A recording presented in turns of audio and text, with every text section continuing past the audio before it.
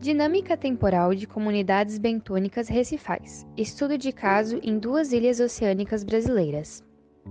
Mesmo ocupando menos de 1% da área dos oceanos, os ambientes recifais, como os costões rochosos e os recifes de corais, são responsáveis pela maior parte da biodiversidade do ambiente marinho. Nesses ambientes habitam organismos bentônicos, que são organismos associados ao substrato, como os corais, as algas e as esponjas, que são responsáveis por reciclar os nutrientes presentes na água, pela produção de oxigênio através da fotossíntese, por promover habitat e também alimento para outros animais que habitam o recife. Mas por conta da aceleração das mudanças climáticas e dos outros efeitos de impacto gerados pelo ser humano, esses ambientes têm sofrido grande perda de sua biodiversidade e assim também de seus serviços e funções ecossistêmicas. Essas funções são importantes para o equilíbrio de toda a vida marinha.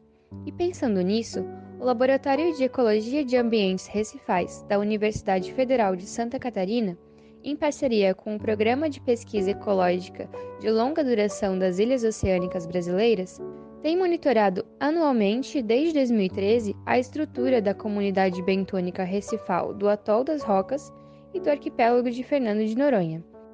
as ilhas se encontram a mais de 200 quilômetros da costa nordeste brasileira e são separadas por cerca de 150 quilômetros entre si. Para avaliar a dinâmica das comunidades, foram feitas amostragens por meio de fotoquadrados registrados anualmente sempre nas mesmas áreas recifais. Depois, em laboratório, foi feita a quantificação da cobertura dos organismos bentônicos, que foram agrupados em seus grupos funcionais e taxonômicos, sendo eles macroalgas, calcificadores, que são os corais, algas calcárias articuladas e crostosas, as cianobactérias, suspensívoros e filtradores e zoantídeos. Como resultado, foi possível observar que a cobertura bentônica das duas ilhas é dominada principalmente por turf, que é uma matriz de algas e outros organismos, seguido por macroalgas e calcificadores, um padrão que é observado para quase toda a costa brasileira. Essa abundância é geralmente relacionada com locais de elevada dinâmica oceanográfica e também com altas concentrações de nutrientes e sedimentos.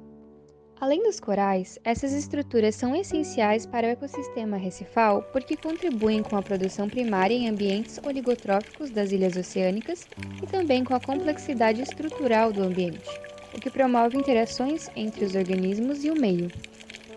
No geral, a estrutura da comunidade se manteve bastante persistente ao longo do período de amostragem. No arquipélago de Fernando de Noronha, foram observadas flutuações nos grupos de maior cobertura, onde macroalgas e calcificadores flutuaram de maneira oposta ao turf, ou seja, quando o turf aumentou, os outros diminuíram e vice-versa. No atol das Rocas, a cobertura de turf se manteve alta ao longo dos anos, com pequenas oscilações em outros grupos, mas não similar ao que foi observado em Fernando de Noronha. Uma importante observação foi que no ano de 2019, em Fernando de Noronha, o grupo das cianobactérias passou de uma cobertura de 7% para 60%. Esse aumento acentuado está muito provavelmente associado a um evento de anomalia térmica, onde a temperatura aumentou por causa de uma onda de calor marinha. Com eventos de alta proliferação de grupos de organismos tolerantes e oportunistas, como as cianobactérias, pode haver uma mudança estrutural no recife, e com isso ocorrer a perda de importantes papéis funcionais para o equilíbrio ecossistêmico.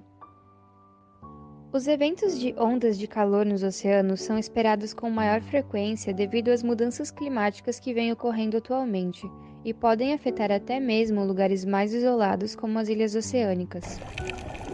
Assim, fica evidente a importância de dar continuidade a trabalhos e projetos de monitoramento, já que com essas mudanças, a dinâmica da estrutura das comunidades poderá ser impactada. Além disso, é muito importante incorporar estudos de variáveis oceanográficas e seus efeitos nas comunidades, para melhorar o entendimento, as predições e as respostas adaptativas da gestão da biodiversidade e dos serviços ecossistêmicos nos ambientes recifais brasileiros.